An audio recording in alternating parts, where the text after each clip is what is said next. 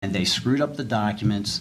They altered the documents without my consent or knowledge, and they have sent since an apology letter to me, which was clearly stated in the newspaper publication. And so I really don't know what the story is.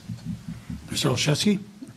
You know, we're all Montanans, and you know, I love how John Steinbeck said that you know, he had admiration for other states, but this state he loved.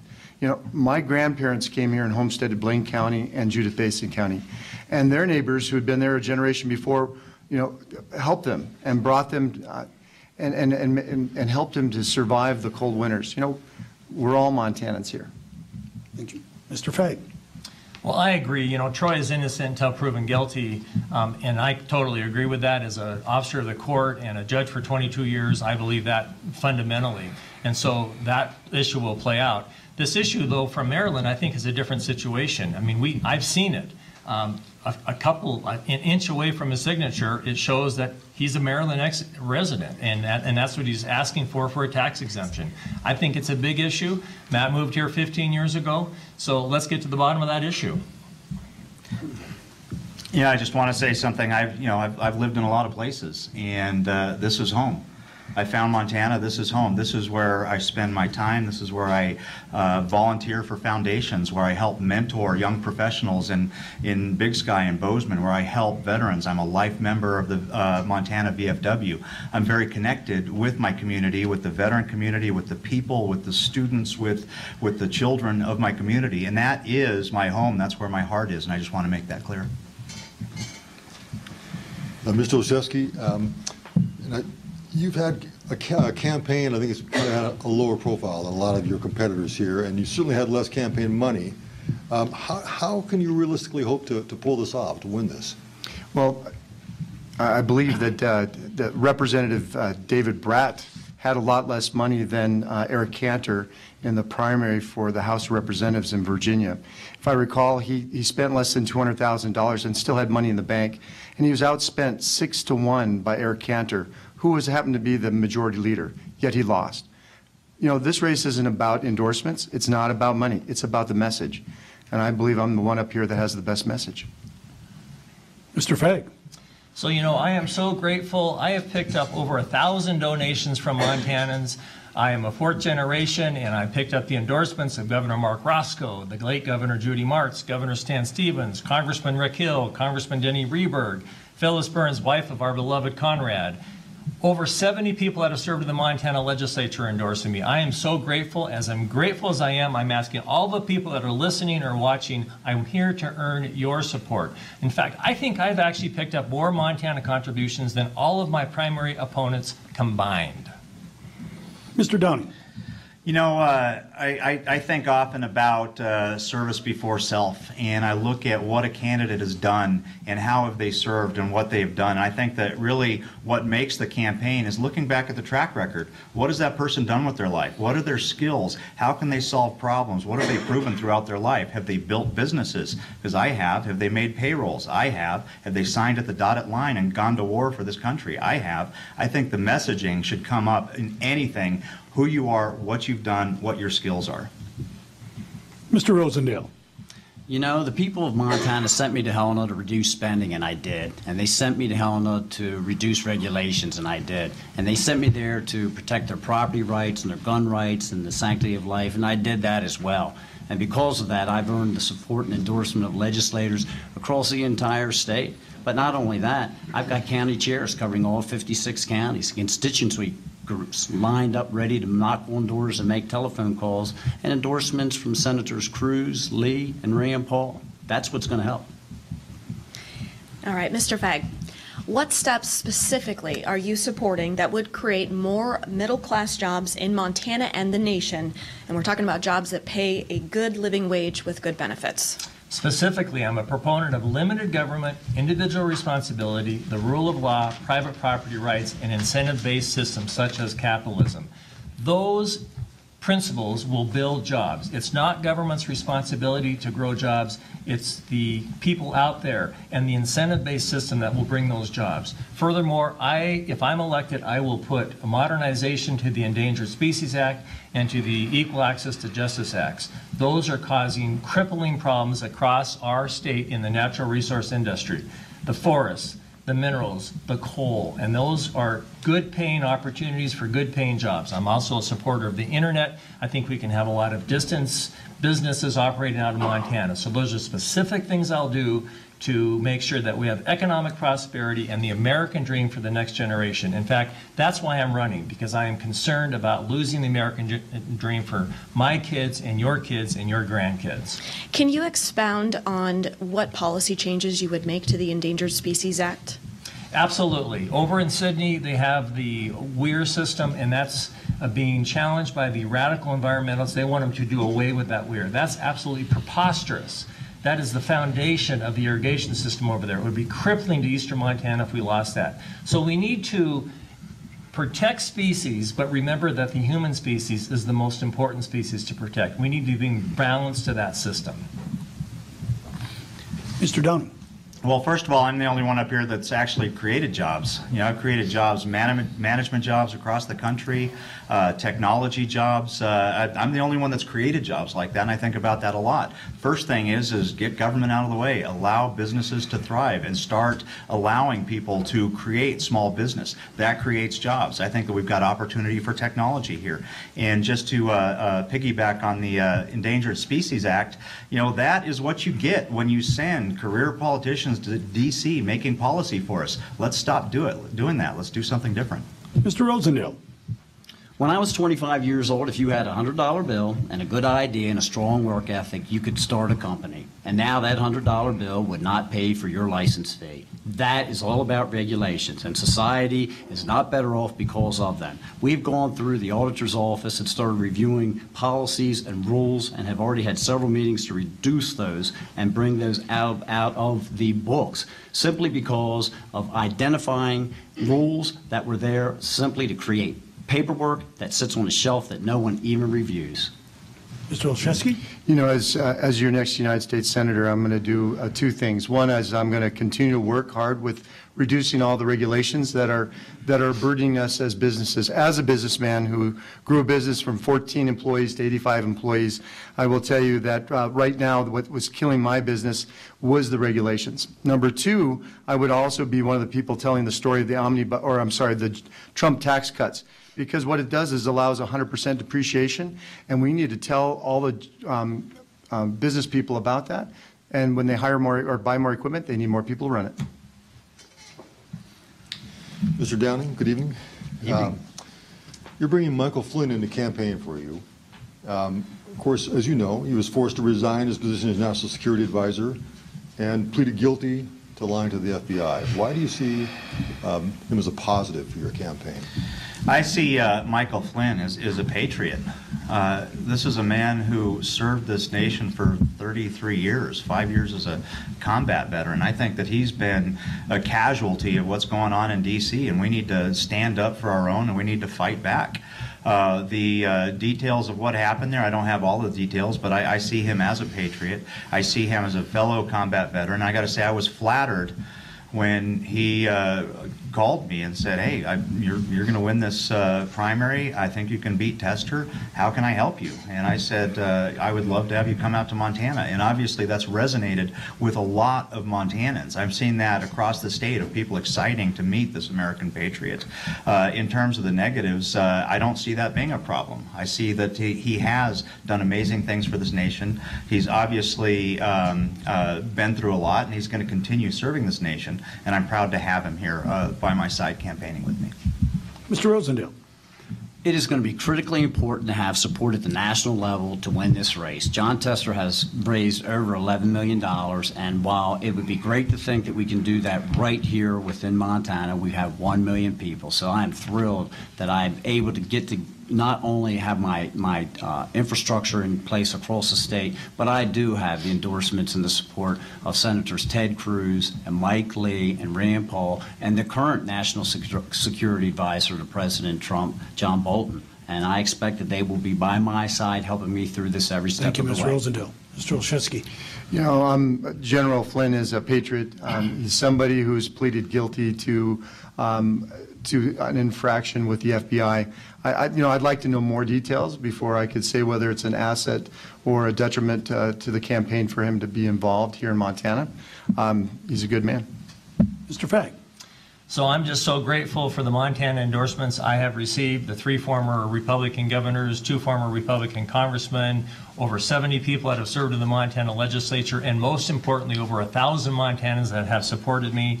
You know, out-of-state endorsements are troubling to me, especially one as radical as Steve Bannon, who supports Matt. I mean, this is a person who President Trump said has lost his mind. He called President Bush the most disastrous president the United States has ever had, and this is on the heels of President Trump. And yet Steve Bannon is all in for Matt. That even troubles me more than Michael Flynn. Mr. Rosendale, I was going to ask you something else, but since you brought it up, you mentioned the importance of having national backing. You are garnering support from national conservative groups, super PACs like Citizens United, and other high-profile individuals. In 2015, you voted against a bipartisan bill to crack down on dark money campaign spending in Montana. What sorts of reporting requirements do you support for money spent on political activity? I think that money that the candidates receive should be disclosed as soon as possible, instead of having this extensive waiting period before they have a reporting.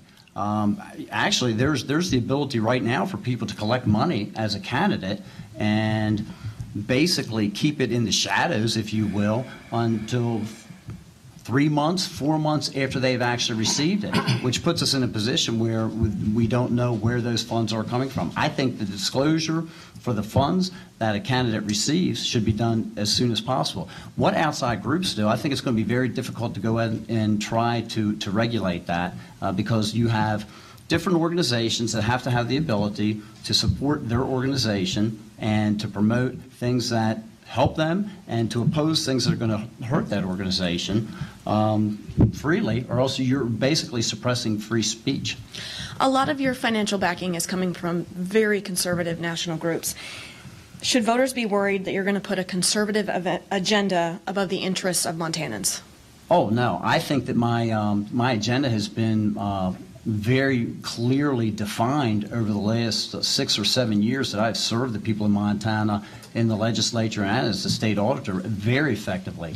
If you see, I've brought together some very diverse groups to draft and pass pipeline safety legislation after we had the 2 pipeline breaks on the Yellowstone River. I was able to bring together very diverse groups to pass property land management legislation, and likewise. Mr. Olszewski. You know, I think the biggest mistake that we've made in our political system is to allow the creation of PACs and super PACs. You know, I believe that in our system, you should be able to use your voice, and we have time, talents, and treasure. For some of us, we can pound and walk doors, and we can carry signs. Other people can do things with their talents with social media, and other people use money. And I think they just can use what they want, their talents, but also put their name to it. Mr. Fagg. So I'm also concerned about dark money. It doesn't seem to be the American way. I also understand there are free speech issues that are inherent in this, and those have to be balanced. I guess I'm even more concerned about the outside pressure that makes people change their opinion on issues. And I'm curious why 4 years ago when Matt ran for Congress, he supported transferring public lands and talked about it was a constitutional prerogative. And now 4 years later, he's completely changed his mind 180 degrees, and I know the Constitution hasn't changed. Mr. Downing. Yeah, I worry also about the constitutional implications, but it is disturbing when you've got a lot of money that is coming from outside that is doing advertising and the bidding of a candidate, and you're wondering, you know, what's behind that.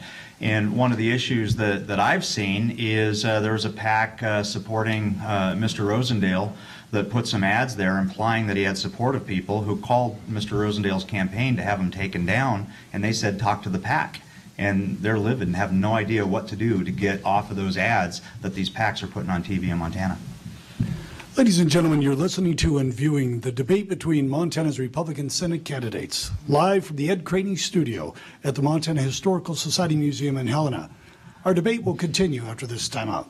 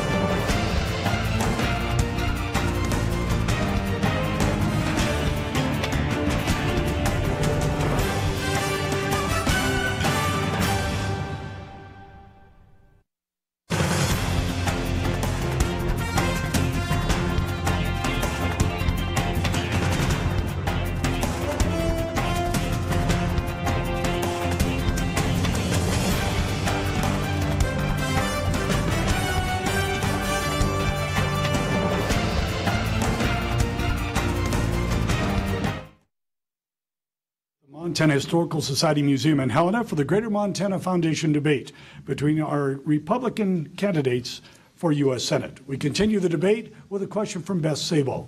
Thanks, Ron. Mr. Olszewski, do you support the transfer of management of federal lands to the states in any way, and how so?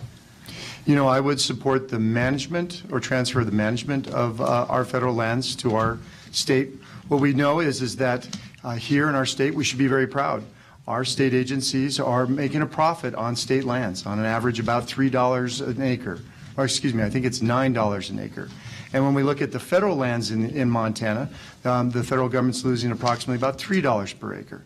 So, yeah, I'm very proud of our agencies, and I would love to see them manage federal lands in Montana and do it better than what we would see from the federal government. Mr. Fagg, your response, please. So I mentioned this earlier. I absolutely am opposed to the transfer of federal lands. I believe there needs to be more state management of federal lands, absolutely, because local control is always good. I'm a local control guy. And yet we have an article from April 19th, 2014 by Charles Johnson. Rosendale calls for transferring federal lands to state. That was 2014. And now all of a sudden he's changed his mind, and I guess the question is why? Mr. Downing. Well, I think in all things government, the bigger and farther away you get, the worse it is. And I don't think it's reasonable to transfer ownership. I don't think that's a fight that can be won. But I think we need to have a seat at the table. And the problem is there's too many making decisions on what we do here that are too far away. And I think that we need to have a seat at the table. We need to say what we're going to do in our own backyard, what's working, what's not working. And I think that having a large federal government having the entire say for what we do in our backyard is like us telling New Yorkers what to do with their subway system. Mr. Rosendale. You know, the Enabling Act that Montana entered into with the federal government granted them the federal government the ability to act as a fiduciary and manage those properties until they were turned over to statehood. As I traveled around the state, the people of Montana do not want the federal lands transferred, and I discovered that 3 years ago. And so since then, I've demonstrated with my work on the land board that we know how to manage those lands properly. We've opened access to 45,000 acres of additional ground, 16 miles. Thank you, Mr. Rosendale. Mr. Fagg, you, like all the candidates, have said you're pro-life. Right. Does that mean you think abortion should be illegal in all circumstances? Could you perhaps more clearly define or more precisely define your position there? Well, let me talk about my background. Karen and I have been married for 26 years, and we are super blessed to have twins who are now 21 years old. I had a life-changing moment when they were 6 weeks in utero, and we had an ultrasound. And very clearly, we saw 2 beating hearts, just as clear as can be. And even to this day, it sends a shiver down my back. It was a life-changing moment for me. And so I knew at that point I needed to be pro-life. And so I got involved. I was on the LaVie Crisis Pregnancy for over a decade. I ended up being the chairman of that Crisis Pregnancy Center. And so I am unabashedly pro-life, and I will tell you that one tragedy does not beget another tragedy. Perhaps in the life of a mother there should be an exception, but that would really be about the only exception that I would see. And does that mean that you would favor overturning Roe v. Wade? Yes, it's a decision that I think was made by 5 unelected justices. I believe that's a states' rights decision, and every state should have the right to make that decision for themselves. As you know, that's precedent, and it's going to be up to the United States Supreme Court to overturn that. As a judge, I understand that probably any better than anybody up here. But yes, I would support overturning Roe versus Wade and giving it back to the states for the states to decide for themselves this very personal and emotional question. Mr. Downing. This one's very personal for me. I was the result of a teenage pregnancy. And 51 years later, I think back at that and I think of my mom's decision to allow me to be here. I thank God for that every day. I think that there was a plan for me. I am so grateful that I'm here. And it's a very personal thing for me because just like I was given the chance, the choice to be here, I would never stand in the way from anybody else's choice to exist. I think that that's a horrible place to be. Mr. Rosendale. I think that we absolutely have to protect all life. We have to place a high value on life, and whether we're talking about the unborn, the infirmed, or the elderly, once we start declaring one life not worth being around, then it puts us on a slippery slope. And I have been very, very outspoken about my support for life for many, many years, and have gone out and done public speaking and supported legislation to do the same. Thank you. Mr. Olszewski. You know, I believe in the sanctity and dignity of all human life from conception till natural death. And I do believe that abortion should be illegal. I do also believe in the doctrine of self-defense. And if a woman has a crisis pregnancy and her life is physically in danger, she needs to be able to protect herself. And in that situation, I believe an abortion would be her right. All right. Mr. Downing, you've emphasized your combat experience in Afghanistan and the Middle East. What should be our overarching policy goals in the Middle East, and how involved or not involved should the U.S. be in places like Syria? Right. I think, well, first of all, as a combat veteran, I think it's important that we understand. I hear all these questions about military spending, but we need to make sure that we have the strongest military out there. We have peace by having a strong military, making sure we protect our fighting forces out there. I get asked a lot about having forces out there, what's working, what's not, and I don't think we need to have tremendous forces out there, but we need to be able to react. And when somebody asks me, how long do we need to be there? I mean, there's not something happening right now. My question is usually, how long do you want that fire station down the street? Your house may not be on fire, but you need a presence. I think we need to be able to protect our interests, our allies abroad. And so I think we need to continue a presence out there. In terms of the question about Syria, we made decisive action about people gassing their own people. Are we really humans if we don't have a response to that? I think there's no reason for us to get involved in a civil war, but I think we do need to react quickly to the human part of that. Thank you, Mr. Dunning. Mr. Rosendale. I think the first thing we have to recognize is the reason that these things are taking place around the nation right now is because we've had weak leadership in the past administration and bad votes from John Tester. He voted for an Iran deal. He voted to eliminate or certainly supported President Obama's decision to eliminate a missile defense system over in Eastern Europe. And when we start taking these types of actions, what it does is undermines the people around the nation, their confidence in the United States. Mr. Olszewski. We should not be in Syria. We are not the world's policemen. And at this point, I think we should stay out of it. Mr. Fagg. So our national defense is to protect our country, and I agree with my friend Al that we should not be the world's policeman. My look at this is I would not enter into any engagement that I was not willing to send my own children there. I think we've gone too far in too many places. I do support the Syria strikes. I think they were carried out by Great Britain, France, and the United States. They were targeted and they were effective, so I do support that, but we didn't have any boots on the ground, and I think we took out a serious weapon in that chemical weapons that it was being used against Syria's own people. Mr. Rosendale, today you along with some of the other candidates have taken Mr. Tester to task for his actions involving the VA Secretary nominee, Mr. Jackson. And so are you saying that Senator Tester and also senators from the other side of the aisle should just ignore these allegations raised by multiple sources and just confirm Mr. Jackson? Is that what you're saying? What I'm saying is that John Tester very conveniently brought information up against a man who was getting ready to be considered as Secretary of the VA when that information seems like it was available for quite some time. So when we have Ronny Jackson, who has served 3 previous administrations and no one has raised a concern, it seems to me he has at least earned the right to have a hearing so we can find out if these accusations are actually real or not. Well, but the accusations were brought to the committee by whomever, and it wasn't just Senator Tester, it was also Republican members of the committee as well who expressed concerns and wanted to delay the hearing.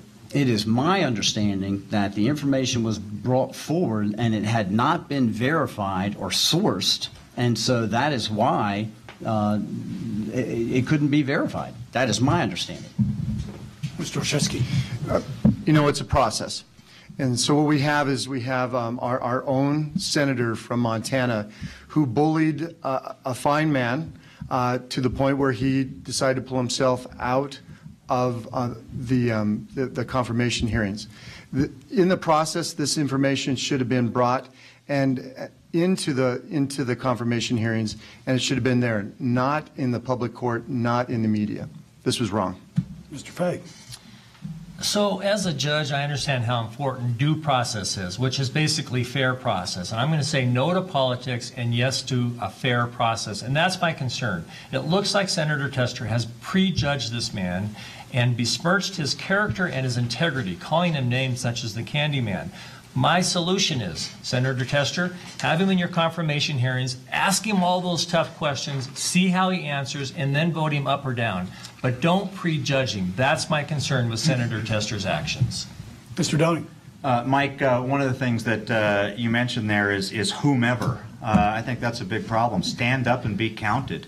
If we can just take unsubstantiated claims and destroy something, I mean, who really are we? Stand up and be counted. If there are real accusations made by real people who will stand up and be counted, yes, absolutely. That deserves some questioning. That deserves the time of day. Let's talk about it. But people who are just not anonymous people making accusations that can take somebody down like this, that's just not the America that I want.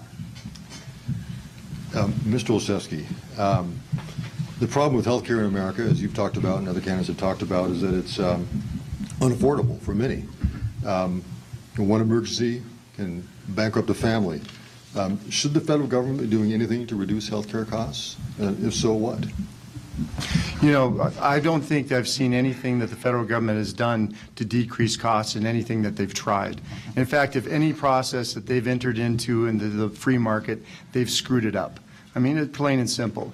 I mean, whether it's price controls, whether it's trying to pick winners or losers, what happens is Americans lose in this situation. So what I would like to see is for them to back off on the regulations. And as a physician, I mean, give me a chance to, put up my prices and let me compete against the hospitals and employed physicians in an even market. But right now, they've created winners and losers. They allow employed physicians to be paid more. What they're doing is they're running the free market out. That's wrong. Mr. Fagg? So I believe in choice and competition. I think that's the key to solving this system. I like health savings accounts. I like patients having skin in the game. I like people being able to ask for insurance across state lines, so I agree with competition across state lines. I think if we move it to a market-driven system, we can solve this system, which will actually be affordable, something that is affordable for hardworking Montanans. The system that we currently have is unsustainable and absolutely needs to be replaced. Mr. Downing? We have to ask ourselves why health care is so expensive in this country, and we need to start having serious conversations on those things. And these are all conversations we need to explore, and I think I mentioned it earlier. You know, as a businessman and a problem solver, I think about how to get those costs down. How can we start making sense out of hospital billing practices? We need to start looking at tort reform. Sometimes bad things happen to good people, and nobody's at fault, but somebody's going to get sued, and we're all going to pay for it. Let's look at pharmaceutical costs. Let's look at reestablishing a doctor-patient relationship. Let's look at the costs. Mr. Rosendale? I met with Rand Paul 3 weeks ago, and we talked about a budget amendment bill that he's going to bring forward, and we're going to, not yet, he's going to insert language in there to expand dramatically health savings accounts. And health savings accounts are one of the things you can do at the federal level. They need to take the caps off of there and allow those funds to be utilized for procedures, for premiums, and for pharmaceuticals. Mr. Fagg, you've said the number one problem facing America is the national debt and have pledged to reduce it. Yes. Last month, President Trump signed a $1.3 trillion omnibus spending bill to avert a government shutdown, but it further increases the ever-growing national debt. How would you have voted on this measure and why? I would have voted against the omnibus bill. It was it took the sequestration, it lifted the sequestration caps. I think that was absolutely wrong. That was something that Congress had done that showed some real fortitude to try to address the national deficit. And to me, you cannot be a great country. In fact, Dwight Eisenhower once said, we can't be a great country if we go broke. We can't be a strong country if we go broke. And that's, I'm afraid, where we're headed. We're going to implode from within if we don't get a handle on this deficit. I applaud Congressman Gianforte and Senator Daines for voting against it. I would have voted against it. It was a budget buster. It was unreasonable. It was just unconscionable that we would continue to pass on more debt to the next generation, and I think it was very bad policy. I would have voted against it. Mr. Downing? You know, as somebody who has built businesses and managed businesses, again, I look at this as a business problem. And number one, you put 2,200 pages on my desk and ask me to sign it the next day. That's just bad business. That's what happens when you send career politicians to solve problems in D.C. The second part is if you can't pay your debt, the first thing you do is stop the leaking. You don't put more debt on there. 1.3 trillion onto the $21 trillion out there. First, stop the leaking. You can't keep adding to that. It's already an unfixable problem. How do we stop it? Let's stop the leaking. Mr. Rosendale? No, I would not have voted for the omnibus bill. The tax reform legislation that went through it's expected to generate records amount of revenue for our nation, $3.4 trillion. The problem is that we're going to spend records amounts of revenue, $4.2 trillion. We're looking at about an $800 billion deficit right now. You have to reduce spending. I've demonstrated the ability to do so. I reduced my operating costs by 23%. I reduced my staffing by 6%. And I declined my own pay raise. Mr. Olszewski. No, I would not have signed for this omnibus bill. In fact, I'm still angry about it. I mean, I'm a person that, again, 100% in support of the Trump tax cuts. You just don't turn around and then create the largest pork barrel legislation we've ever seen and then get it through and pass it through in the dark of night before. And again, something that we don't even know what was in it, and you're asking our senators to vote for it. What happens, we need to put the Senate in regular order. We have to get rid of Mitch McConnell, and we need to get back where the House, who sent us a budget in September, we need to pass it through regular order.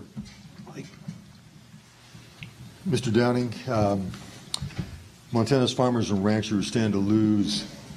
You have a 25% tariff on wheat and beef.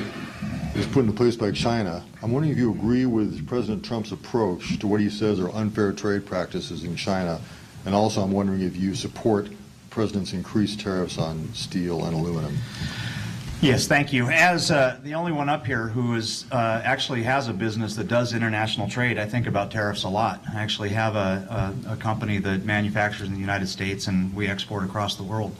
And I think about that. And nobody wants to get into a trade war. Obviously, that ends up not being good for anybody. But President Trump's a deal maker. We haven't seen the final deal. Yes, I'm very concerned about creating upward expenses, or you can call it a tax for our producers. Obviously, agriculture is a big issue in Montana. We need to support that. We need to make sure that they can thrive. In terms of the steel and aluminum tariffs, yes, that's going to create some short-term upward pressure in jobs and economy, longer-term upward pressure in consumer prices. But the thing that nobody's talking about, and this goes back to the rancher part as well, is national security. And as a combat veteran, I think about national security all the time. And if we can't produce in this nation steel and aluminum to supply, build airplanes and boats and everything else, and we can't produce food, national security issue. So are you saying that you support the tariffs that Mr. Trump has imposed on steel and aluminum? At this point, yes, I do. We haven't seen the final deal, and we'll see where those where that all levels. I don't think we have a final deal from the president. If there's how it gets negotiated, who gets excluded, who is part of it, I think that's important. And to just say, yes or no right off the bat on a 25% across, I don't think that's politics as usual. We need to see where this finally ends up, and we need to make sure that we do have fair trade with everybody. Mr. Rosendale. What I support is the negotiation process that I think President Trump is an expert at. I myself have negotiated contracts, many, many thousands of them over the years. And what he's doing is showing that when you begin from a point of strength, that you get a better deal. Who 6 months ago would have thought that we were going to have North Korea sitting at the table looking at dismantling their nuclear program? President Trump already had the NAFTA agreement worked on to the point that has helped our sugar producers here in Montana. And I think he's going to be able to do the same thing with the other industries. Mr. Olszewski. I support the president in negotiating for the entire United States. As Americans, he should negotiate not only for metals, but he should also negotiate for us here with agriculture and ranching. The fact is that tariffs are a tool that he needs to have on the table when he goes into negotiations. We need to all be concerned. We all need to pay attention. But united we stand, divided we fall. We should not bicker on these issues behind our president. Mr. Fagg. Agriculture is the heartbeat of Montana. 80% of Montana agricultural products get exported out of the state, and 50% get exported out of the country. As Gordon Stoner said in an excellent article in the paper either yesterday or today, calling out Matt for his support of the tariffs, this is going to decimate Montana industry, which is the heartbeat of our country. No, I don't support the tariffs. I think my job is to represent Montanans first. My slogan says, jobs first, Montana always. This is bad for Montanans, and I would not support those tariffs. All right, Mr. Rosendale. Yes. I am going to return to the news of the day. Okay?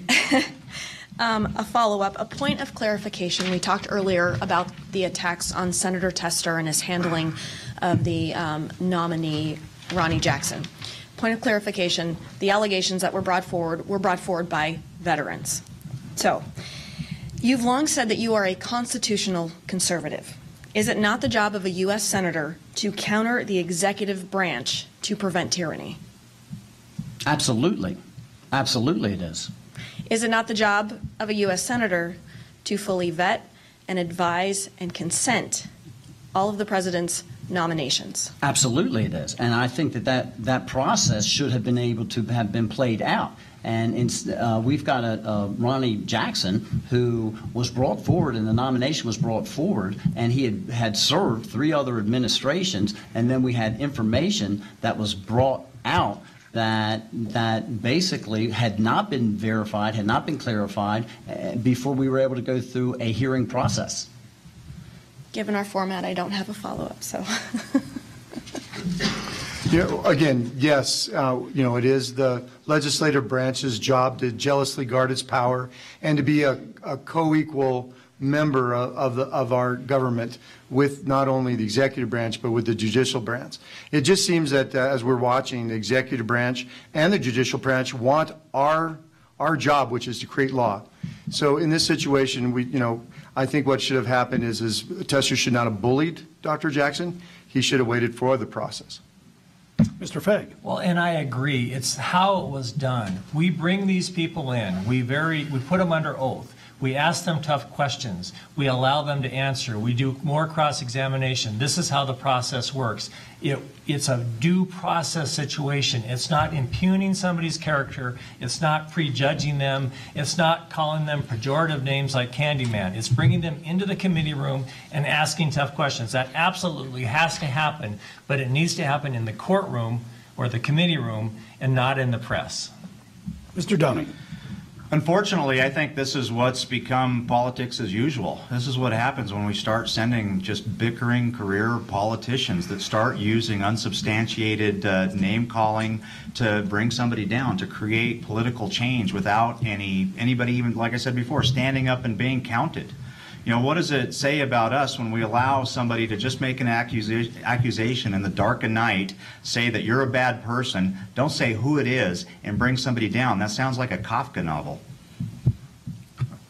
All right, Mr. Olszewski, you've raised the issue of the Flathead Tribal Water Compact during the campaign. Why do you believe this is an issue that should be addressed in the primary?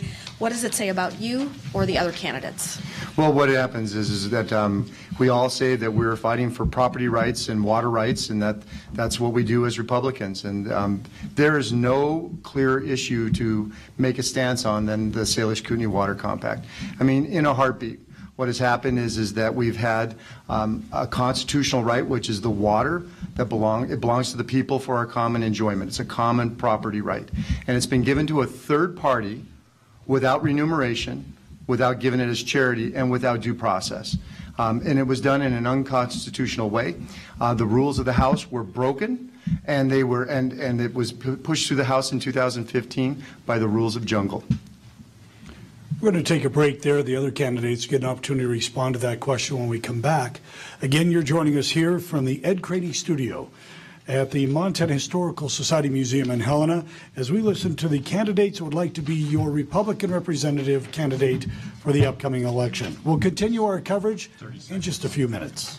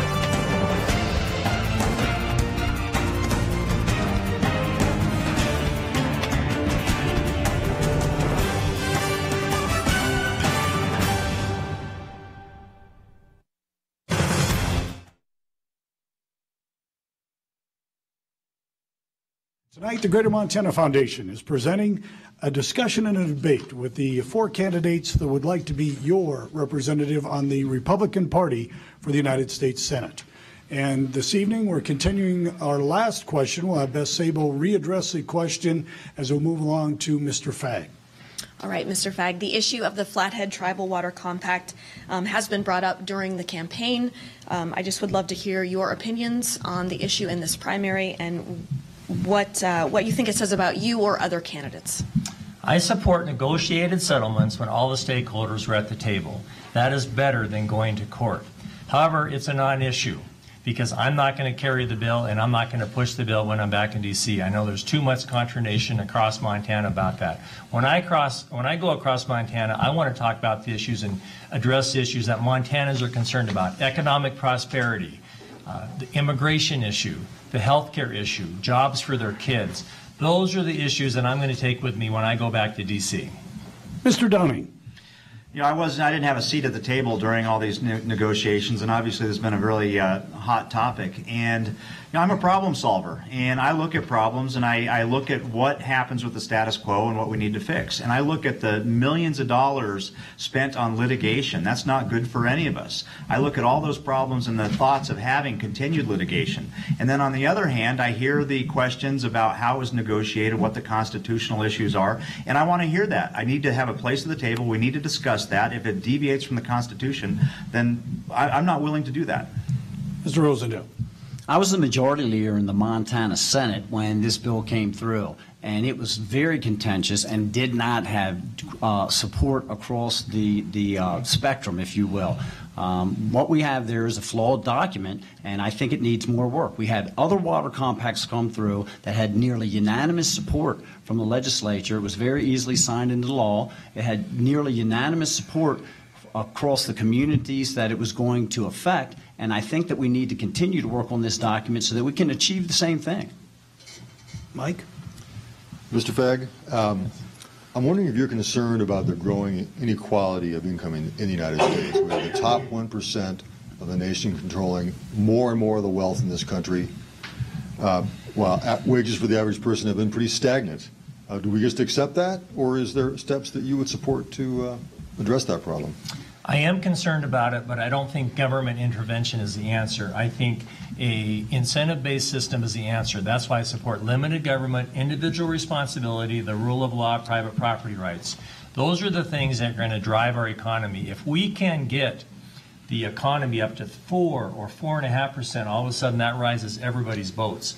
Unfortunately, Mike, when government gets involved, it just doesn't work. We've seen the Great Society. To me, the Great Society has been a great failure. So it's not government's role to address that. If we grow the economy, it's going to help everybody, from the very lowest rings of society to the very top rings of society, and particularly the middle class, which, of course, we are all interested in. So you don't think that policy set by the government in terms of economic policy has had any effect on what I've just described in the last 20 to 30 years?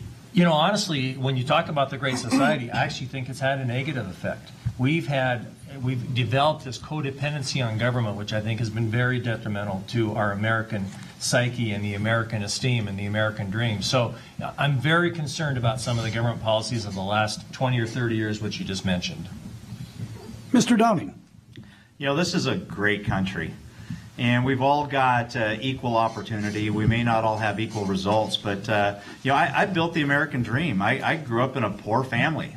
I didn't have family money. I didn't have family connections. I had to do it myself. I put my head down. I took risk.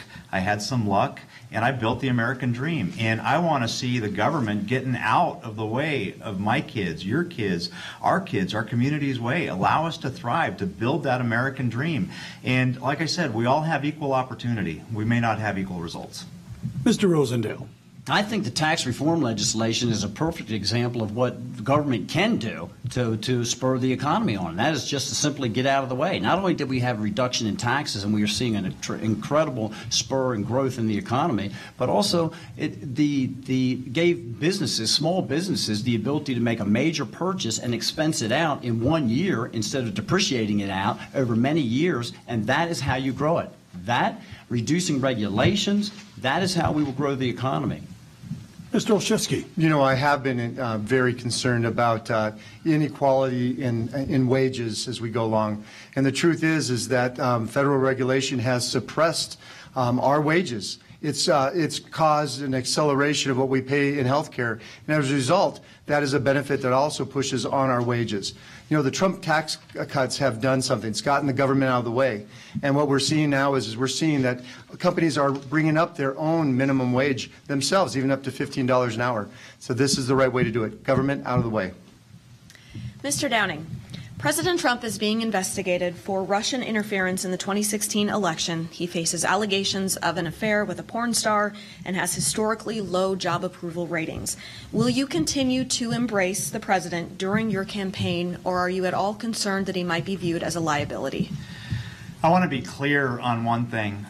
You know, the president is a businessman. He's had private sector experience. He knows how to solve problems. He can put teams together. And I think that's what we need. I think we need somebody that can stop doing business as usual. Stop running government programs like government programs. Start putting private sector accountability. So an America First agenda where we're trying to help businesses to thrive, to lessen our tax liability, to lessen the regulatory environment, allow us to build our American dreams, I think that's very positive. And then the other part is national security. If we're not secure, and as a combat veteran, again, I think about this a lot. If we're not secure, talk about a threat to the American dream. We need to make sure we have a strong military. And I'm glad to see that our president is concerned about securing our borders, about allowing our military to be equipped and to fight the good fight. So what I see is a president right now who is putting America first, is allowing businesses to thrive, which allows people to thrive and allows our kids to build their dreams. So, Mr. Downing, a follow-up.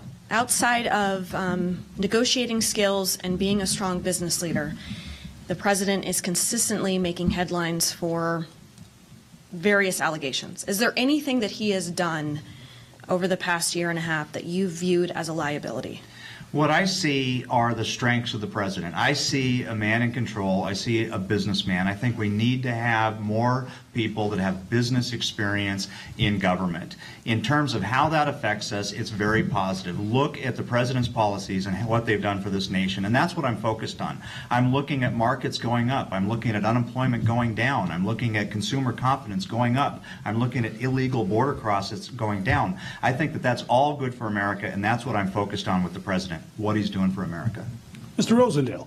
You know, Beth, what you said was allegations, and that's what we continue to hear, allegations. And again, this gets back to due process and being able to prove something or not prove something. What the president is concerned about is expanding our economy, defending our nation, and preserving our culture. And those are things that he's working very hard on. And I support all of that. If we go into expanding our economy, we go into more tax reform, we go into more regulation. Instead of having an obstructionist like John Tester, you'll have Matt Rosendale.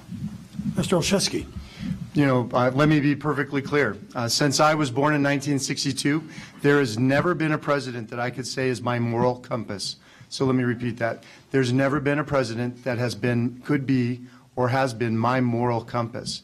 You know, President Trump is our president, and he is getting stuff done. He's been a man of action, and we've seen that he's done more than just cut regulations, more than create tax cuts. He's creating or getting us new judges. He's getting work done.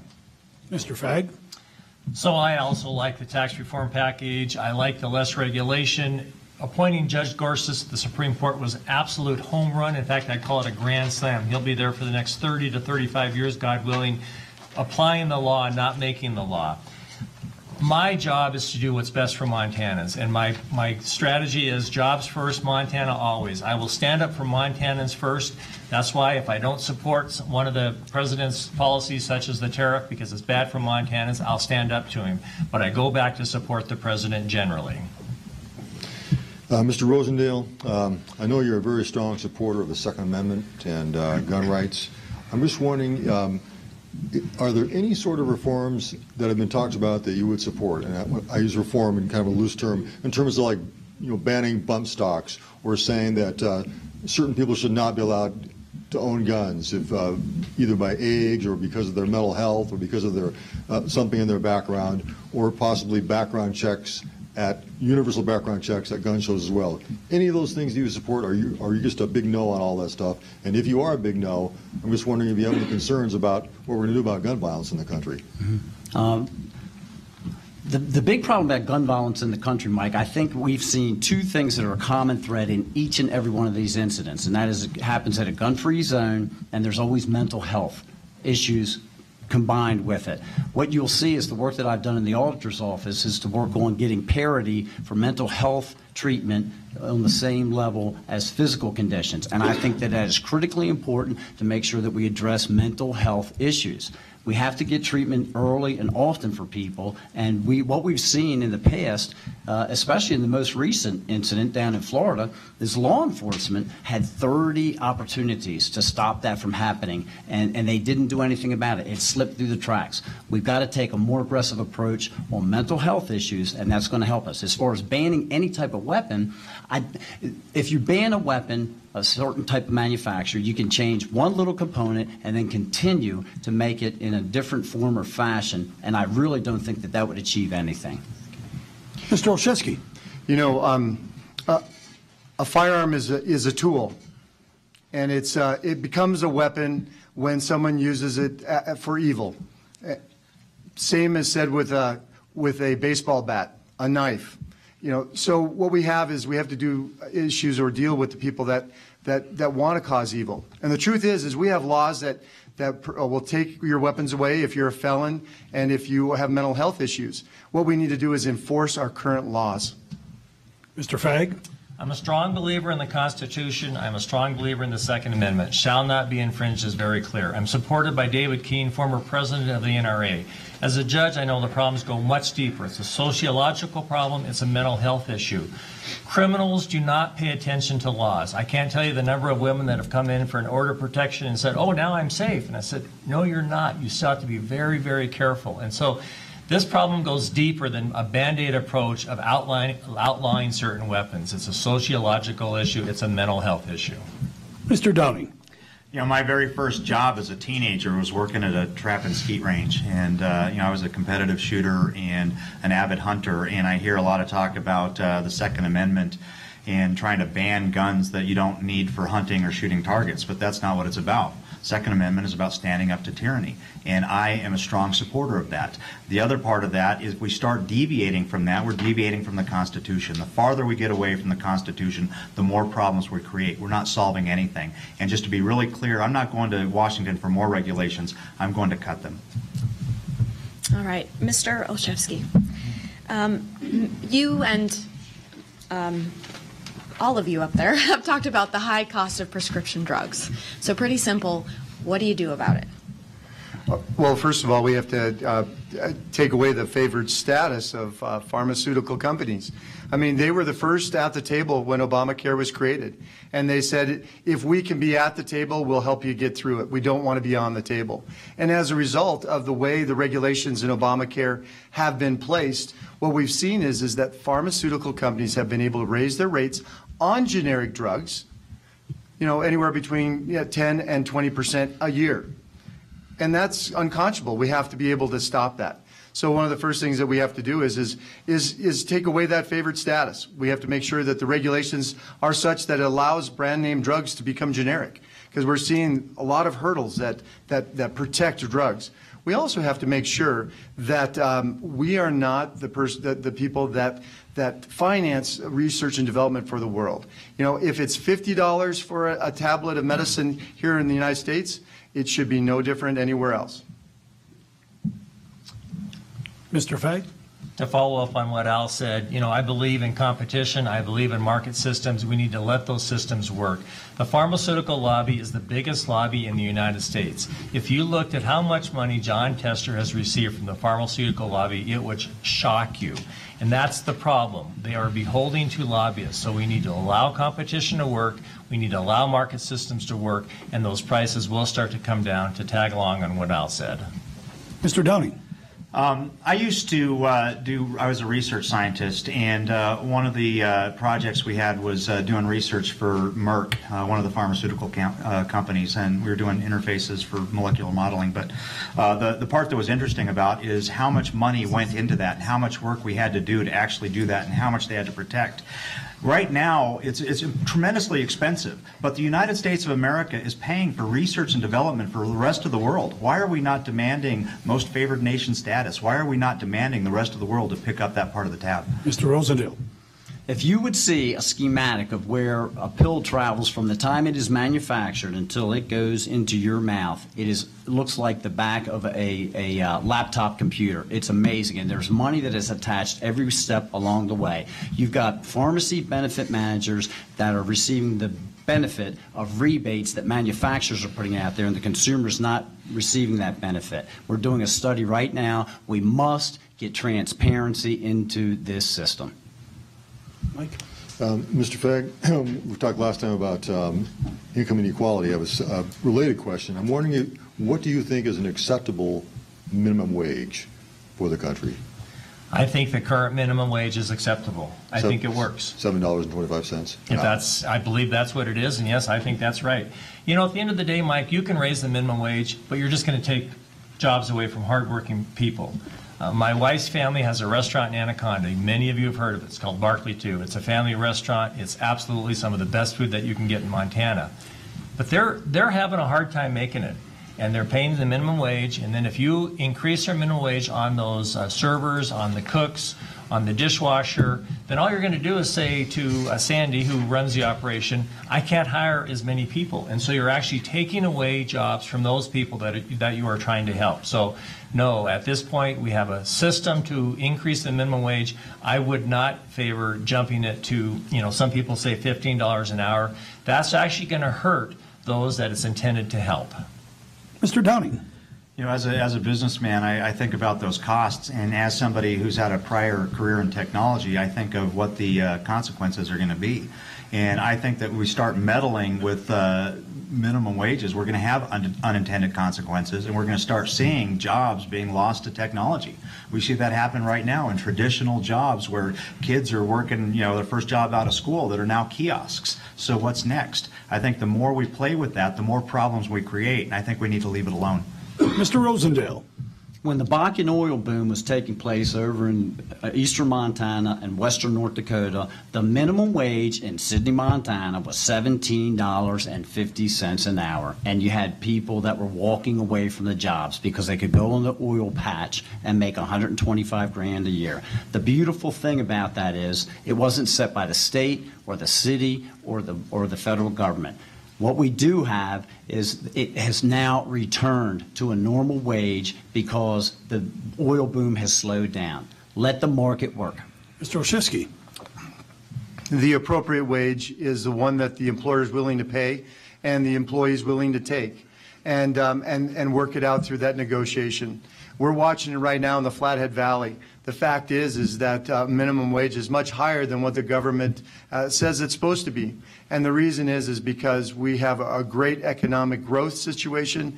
We have demand for high quality and even just good workers with with good work ethic. And so let the free market decide, and I think that we'll find it'll be best.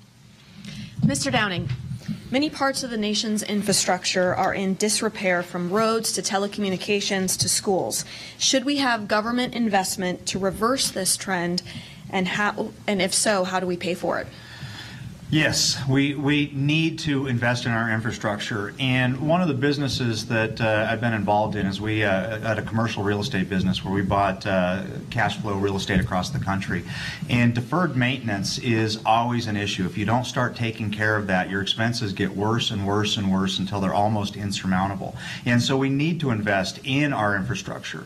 And one of the things that we see in Montana, and especially rural America, is not just bridges and roads. We need to invest in infrastructure to allow them to, join the modern era. We need to start investing in broadband access. We need to make sure that they can compete. And even in the ag world, as you see ag tech just growing exponentially, being connected is important if you're going to continue competing with other people. So yes, we need to invest in infrastructure. We need to find a way to pay for that, and we need to make sure that we continue to allow all of our citizens from rural to urban parts of this state to compete with the rest of the world. I think you hit it on the head. We need to find a way to pay for it. How would you suggest doing that? One of the problems that we have right now is, I've mentioned this before, we've got spending problems. We need to find ways that we can invest in our infrastructure that create jobs, that then create higher economy, so that we have people that are investing, building this infrastructure, adding to the economy, so that we start to increase revenues in the country. It's not an easy question, but it needs to be a serious conversation on how this is going to affect the economy, who's going to be doing the development of that infrastructure, and we need to find a way to pay for that and continue creating jobs. Mr. Rosendale. I've developed a lot of property over the years, and as a developer, I can tell you when I go in, I just want to make sure that I've got the main systems in place, and then I am more than willing to provide the infrastructure for my own projects. I've run water lines, I've run sewer lines, I've built water towers before. Where we're missing the boat is the Transportation Trust Fund, where there are dollars being squandered all over the nation on projects that are not related directly to our highway system and our bridges. We need to refocus those dollars and then see if there are other funds that are available. Mr. Olszewski. Yes, infrastructure is something that the government should be good at doing. Roads, bridges, sewer systems, water projects. These are things that we should have, and the government should be the one that's leading the way. Paying for it, yes, that is a hard time. Even just in Montana, if we take the gas tax we currently have, if we were to redirect all that money for gas tax specifically only for road infrastructure, we could pay for it. But the fact is our gas tax pays for far much more than just our infrastructure. Mr. Fagg. So Alex de Tocqueville said in Democracy in America that every democracy eventually fails because people get elected by taking money out of the public treasury to continue to get reelected.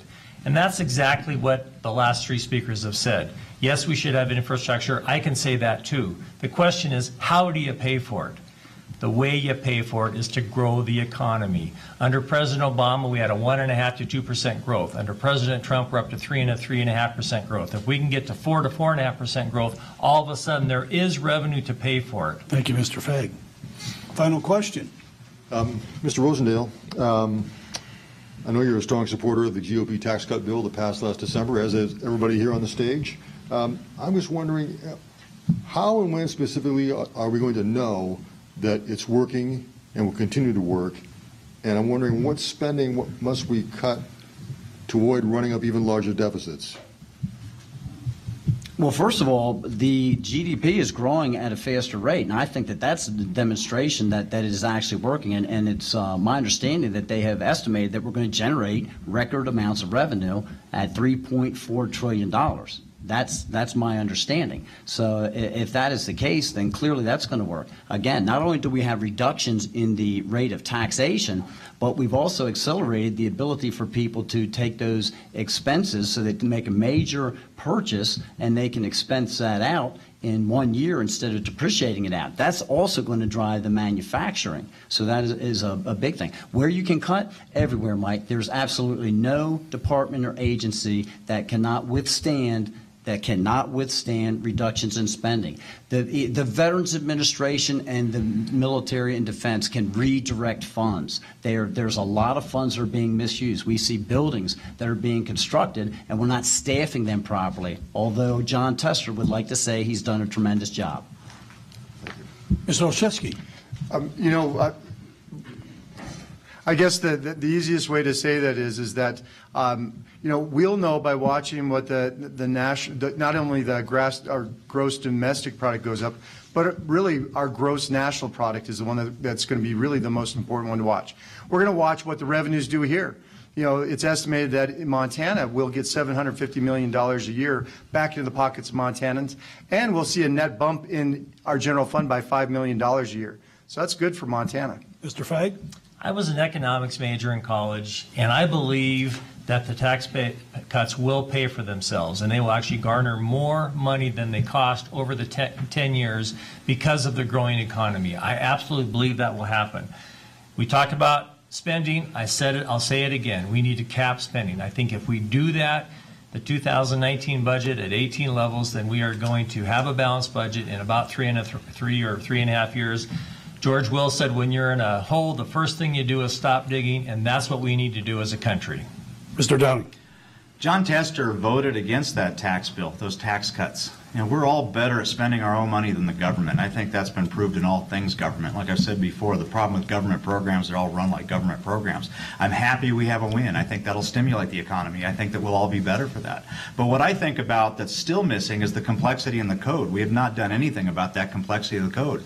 When you've got a small business operator that is paying somebody else to figure out what they have to do, filing all their papers, how to plan before you've even paid the first dollar in taxes, that's a problem. Thank you, Mr. Downing.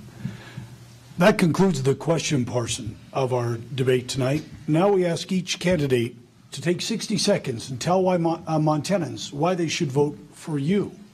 We'll start with Mr. Olszewski. Well, thank you.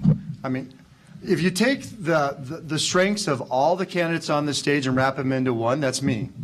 I'm a successful small businessman. I'm a battle-tested state legislator. I'm an Air Force veteran that understands the issues of the Veterans Administration and the harm that it's done to our veterans here. But also for icing on the cake, you know, like everybody here, I love Montana. And I want the best not only for Montana, but also for my children and your children. So, yeah, I've learned to serve. And I am the dark horse candidate that's become the Cinderella story candidate. The only Made in Montana poll that's been put out by the Montana Mint, I was one picked with 53% by the people of Montana. And why?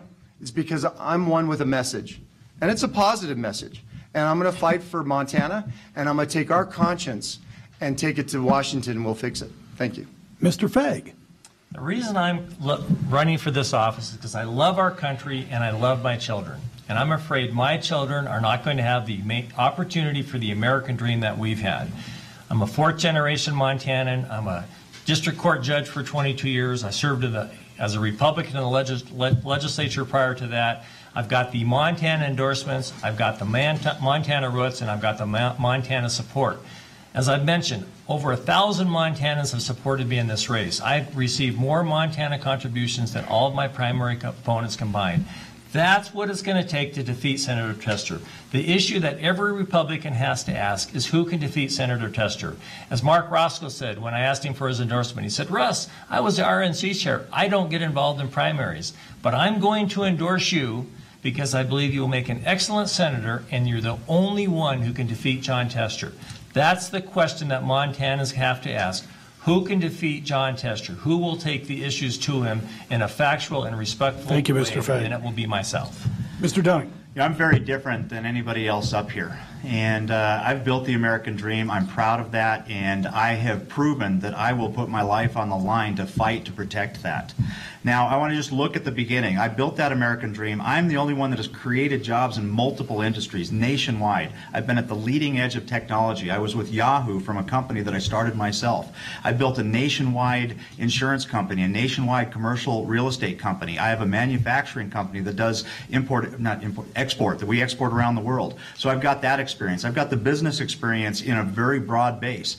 I'm the only one here that's had a securities license. Not even our Commissioner of Securities has a securities license. But the other part of that is I've proven that I will fight for this nation. People ask me when I first walked into a recruiter's office and I said after September 11th, I've got a pilot's license, I used to teach, what can you do with me?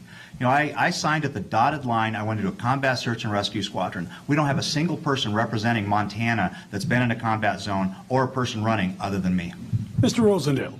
This November, the people of Montana are going to elect someone to the United States Senate that has a flat top. The only question is it going to be John Tester or Matt Rosendale? If it's John Tester, then you're going to have someone who supports Chuck Schumer and Nancy Pelosi. If it's Matt Rosendale, you're going to have someone who supports the people of Montana. And if that's the case, then no more will we have good deals for bad countries.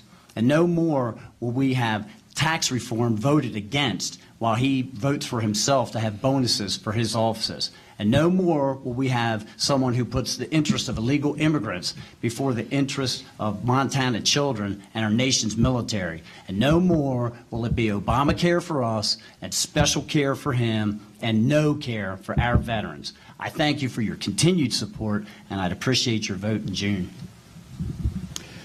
On behalf of the Greater Montana Foundation Board of Trustees, I want to thank each of you candidates. You did a great job tonight. I want to thank Mike and Beth.